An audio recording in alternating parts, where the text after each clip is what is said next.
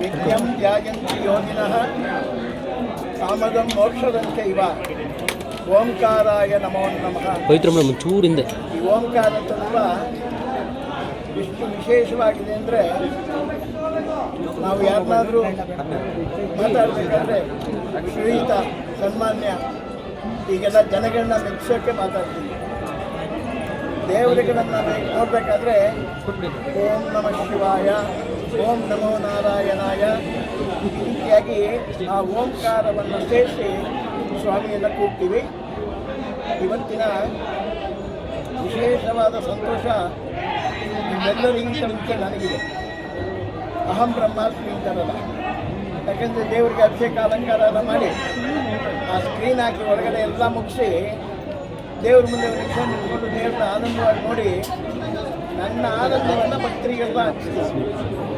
ತಾಯಿ ತನ್ನ ಮಗುವಿಗೆ ಎಲ್ಲ ವಿಧವಾದ ಬಟ್ಟೆ ಬರೀ ಎಲ್ಲ ಹಾಕಿ ನೋಡಿ ಸಂತೋಷ ಬಿದ್ದು ಒಂದು ಕಪ್ಪು ಚುಕ್ಕಿಯನ್ನು ಕೆನೆ ಮೇಲೆ ಇರ್ತಾರೆ. ನನ್ನ ಕಣ್ಣಿಗೆ ನೀನು ಇಷ್ಟು ಆನಂದವಾಗಿ ಕಾಣಿಸ್ತಿದ್ಯಾ, ಬೇರೆಯವ್ರ ಕಣ್ಣಿಗೆ ಆನಂದವಾಗಿ ಕಂಡು ಮುಖ್ಯ ಆಗೋದು ಬೇಡ ಅನ್ನೋ ಉದ್ದೇಶದಿಂದ ಒಂದು ಕಪ್ಪು ಚುಕ್ಕಿಯನ್ನು. ಅದು ನಮ್ಮ ಬ್ರಹ್ಮಾಂಡನಾಥ ಈಶ್ವರನೇ ಪೂರ್ಣವಾಗಿ ಕಪ್ಪಾಗಿದ್ದಾನೆ. ಪೂರ್ಣವಾಗಿ ಕಪ್ಪಾಗಿದ್ದಂಥ ಈಶ್ವರನ ಮೇಲೆ ಹಾಲು ಸುರಿತಾ ಇದ್ದರೆ, ಸೂರ್ಯನ ಬಿಂಬ ಲಿಂಗದ ಮೇಲೆ ಬಿದ್ದರೆ ಆ ಕಪ್ಪಾದ ಚುಕ್ಕೆ ಎಲ್ಲೂ ಕಾಣಿಸ್ತಿಲ್ಲ. ಕ್ಷೀರೋದ್ಧಾರಣ ಸಂಭವ.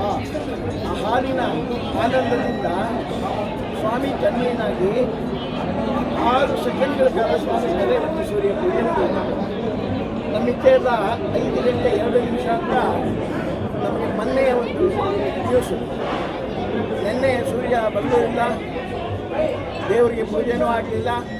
ನಾಳೆನೂ ಇದೇ ರೀತಿ ಆದರೆ ಬಹಳಷ್ಟು ಮನಸ್ಸಿಗೆ ಸಂಕುಷ್ಟತೆ ಆಗುತ್ತೆ.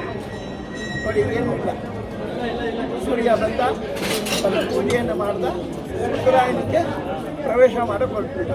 ಹಾಗೆ ಅದೇ ರೀತಿಯಾಗಿ ಇವತ್ತಿನ ಆನಂದ ಬಹಳ ವಿಶೇಷವಾಗಿತ್ತು.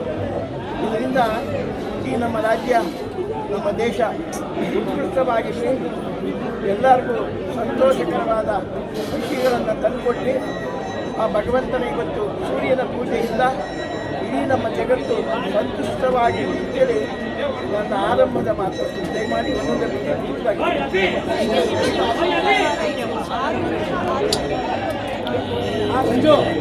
ಸಾಮಾನ್ಯವಾಗಿ ಸೂರ್ಯ ಎಲ್ಲೂ ಕೂತ್ಕೊಳ್ಳಲ್ಲ.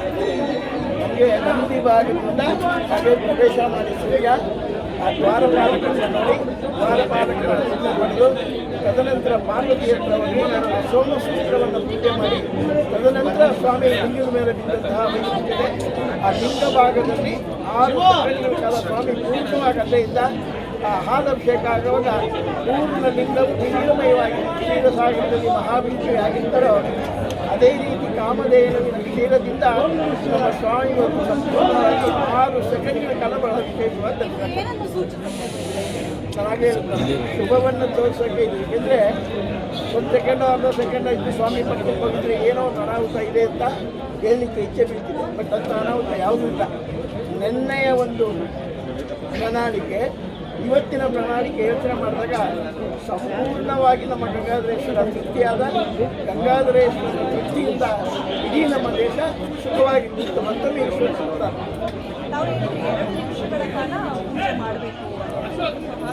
ನಮಗೆ ಸದ್ಯೋಜಾತ ಅಘೋರ ತತ್ಪುರುಷ ಈಶಾನ 5 ಮುಖಗಳು ಮೊಬೈಲ್ ಪಂಚಬ್ರಹ್ಮ ಅಂತ ಹೇಳ್ತೀವಿ.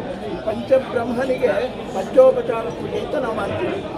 ಆ ಪಂಚೋಪಚಾರ ಪೂಜೆ ಎಲ್ಲ ಮುಗಿಸಿ ಇನ್ನೂ 1 ಸೆಕೆಂಡ್ ಕಾಲ ತನ್ನ ದಕ್ಷಿಣಾಯನ ಪದ್ಧತಿಗೆ ಕೊಟ್ಟು ಬಂದಂತಹ ವಿಶೇಷವಾದ ಧರ್ಮ ದಾನ ಯಜ್ಞ ಯಾಗ ಪೂಜೆಗಳನ್ನೆಲ್ಲವನ್ನು ಸ್ವಾಮಿಗೆ 1 ಸೆಕೆಂಡಲ್ಲಿ ಅರ್ಪಣೆ ಮಾಡಿ, ನಮಗೆ 1 ಸೆಕೆಂಡು ಅವರಿಗೆ ಒಂದು ಕಾಲ ಅಂತ ಹೇಳ್ತಾರೆ.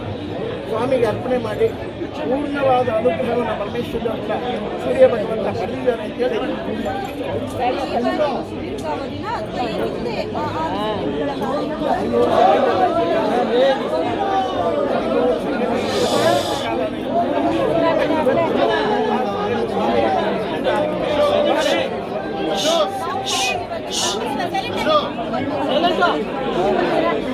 ಸರ್, ನಾವು ಏನು ಹೇಳಿದ್ರು ಸರ್,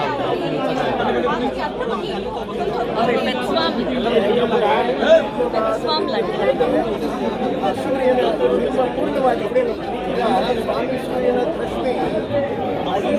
ಪಾಲಾಭಿಷೇಕವನ್ನು ಮಾಡುವಾಗ ಎಲ್ಲೂ ನಮಗೆ ಒಂದು ಕಪ್ಪು ಚಿಕ್ಕೆಯನ್ನು ಕಾಣಿಸ್ತಿದೆ.